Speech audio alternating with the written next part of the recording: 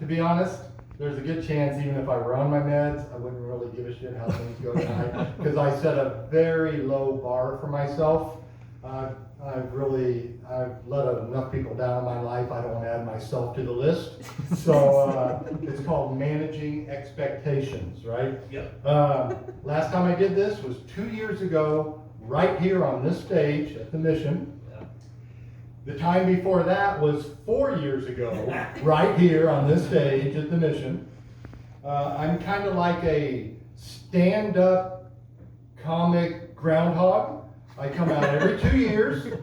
I tell some jokes. If people laugh, I come back in 2 more years. If not, I just go home and write hilarious comments on people's Facebook posts. So that's what I do. Right?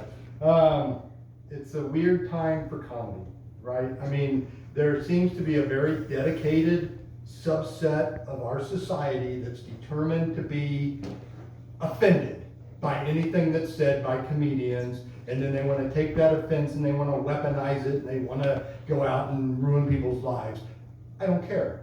I'm going to tell you what's on my mind tonight, no matter how unpopular that might be, which is why I'm here to tell you tonight that I believe we all owe a big debt of gratitude to the far-sighted and brave community leaders of 1690 Salem, Massachusetts.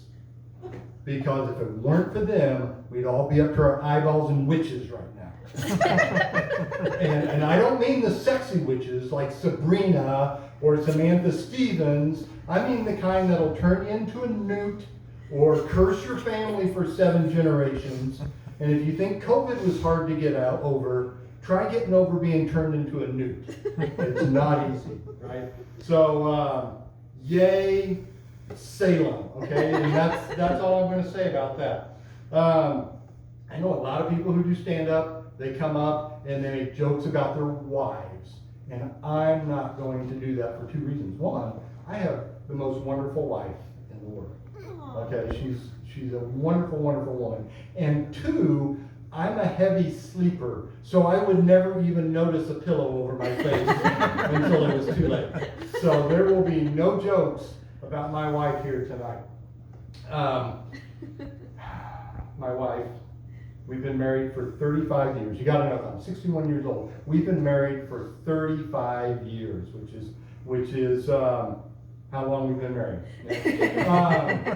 But let me say that we had to get married, right? I mean, she wasn't pregnant. I just needed someone to tell me how to dress every day. Right? And so, and it's true because I spent decades wearing relaxed fit, loose blue jeans. And one day she came up to me and she said, put these on. These jeans, she said, put these on. And I put them on and I thought, oh my God, I have an ass. See, look. Is that working for you?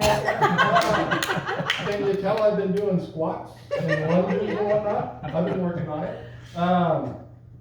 We have 35 years. We have a very, you scratch my back, I scratch your back kind of relationship. It's not a quid pro quo thing. It's just that we both have dry skin and itchy backs. So that's kind of the nature of our relationship. Ever since COVID, we've both been working from home, different jobs, different employers. We've both been working from home 8 hours a day, 5 days a week. So it's a big deal when one of us isn't at the house, right? And the other day she told me she was going to be gone for the entire day for scissor training. And it turns out that scissor is an acronym for Certified Insurance Service Representative Trainer, or Certified Insurance Service Representative. I thought she was going out to learn how to be a lesbian. But she wasn't. So there you go.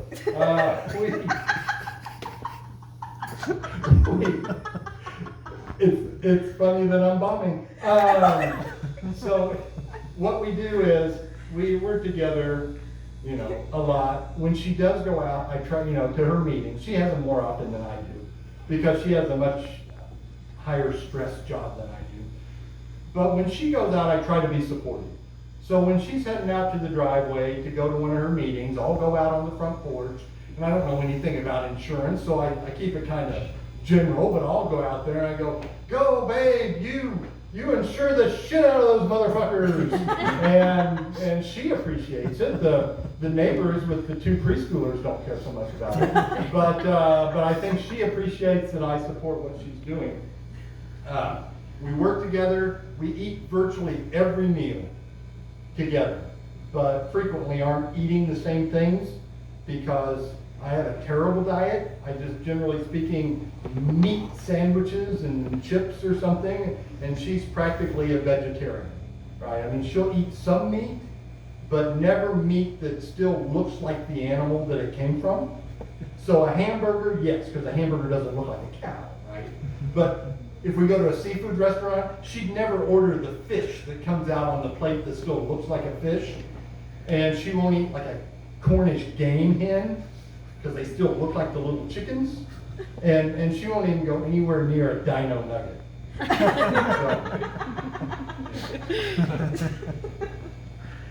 So, one thing I've learned, 35 years of marriage, I've learned things change, right? You evolve over 35 years, things change. Things that used to be sweet aren't quite as sweet anymore. For example, when we first started dating, we'd finish each other's sentences. And it was romantic, and it was sweet, and we were on the same wavelength, and we thought alike, and we were in love. And after 35 years, when I finish her sentences, it's just fucking annoying, or so I'm told. So I try not to do that. But it is all part of communication, and communication is very, very important. And it's also very important that even though you're using the same words, you have to know when they mean different things. Sometimes the same words mean different things.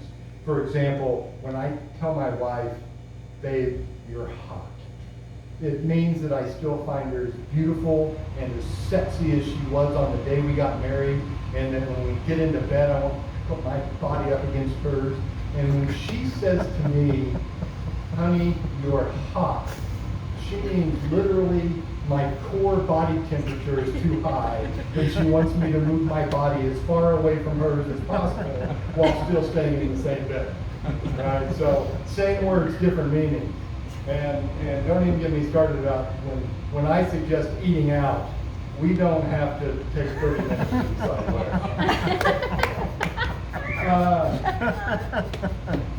But I know we're fortunate. I know that 35 years of marriage is fortunate, right? A lot of things have to fall into place to make something like that happen.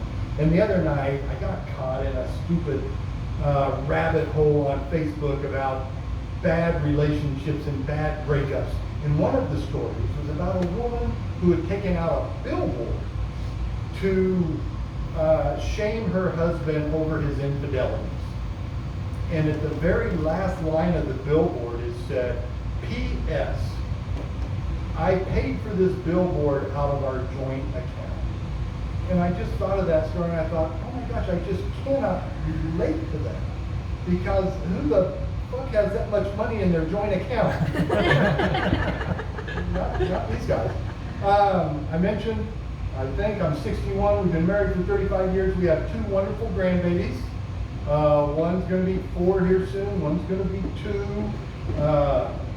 So I'm trying very hard to stay healthy, right? I want to see them grow up. I want to see them graduate from high school and maybe get married and maybe turn me into a great-grandfather or something. That's what I want to do. And as I read things, I find now that everything that's not good for you is the new smoking.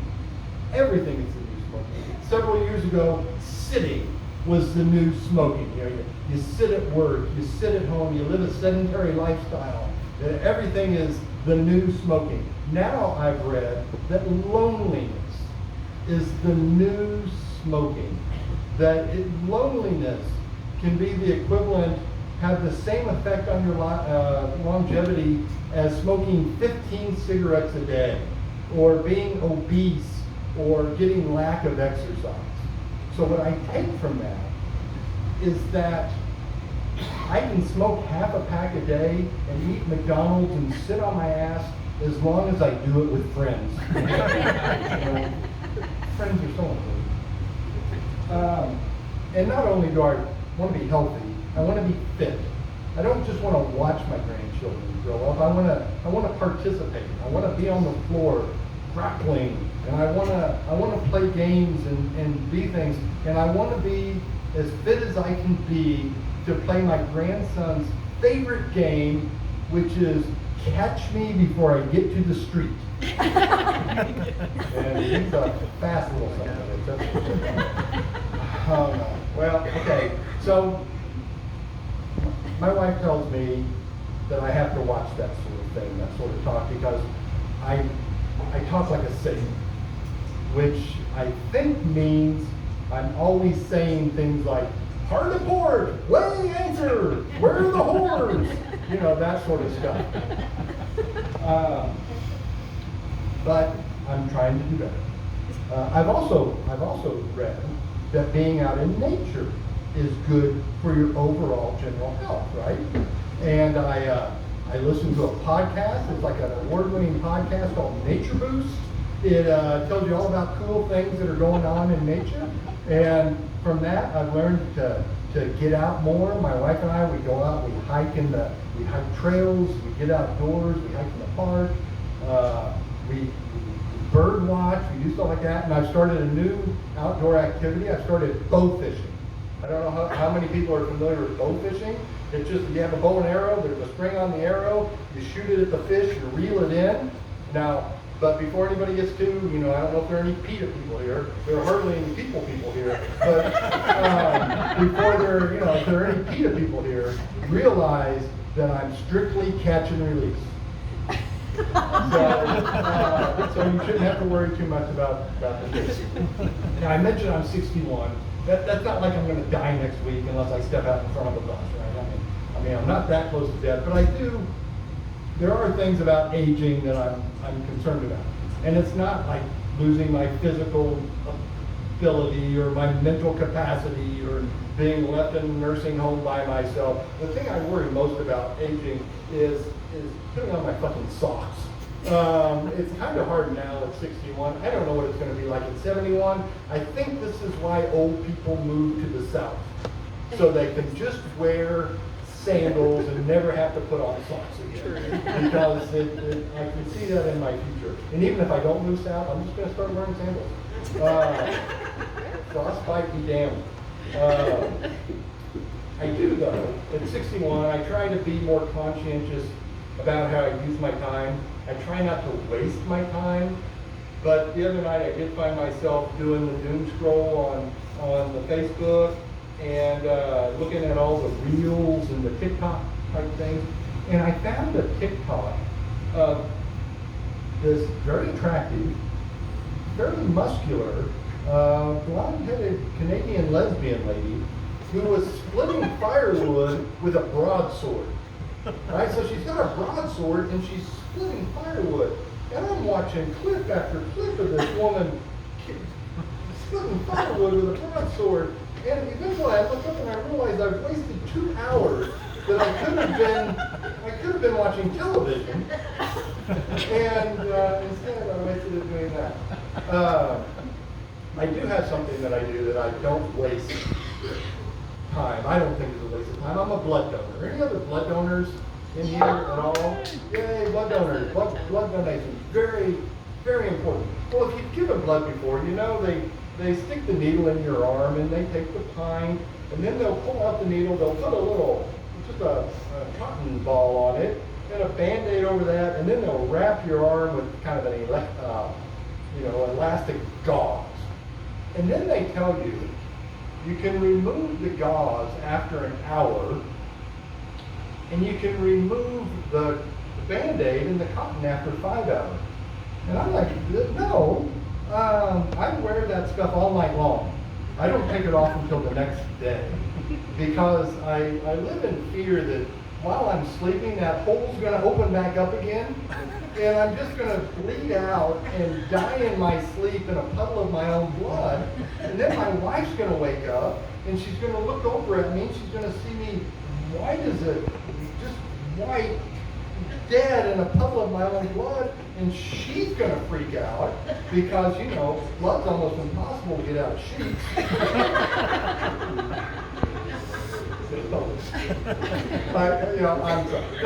I'm almost done, but I want to share with you something that my mother shared with me. And she always used to say, Larry, because that's my name. Very good. She said, Larry, always shoot for the moon. And even if you miss, you'll end up amongst the stars. Which really taught me a lesson. And that lesson was that my mother had an incredible ignorance of astronomy and spacecraft. So that's it for me. I hope I've met your expectations. I know I met mine. I'll see you in 2 years.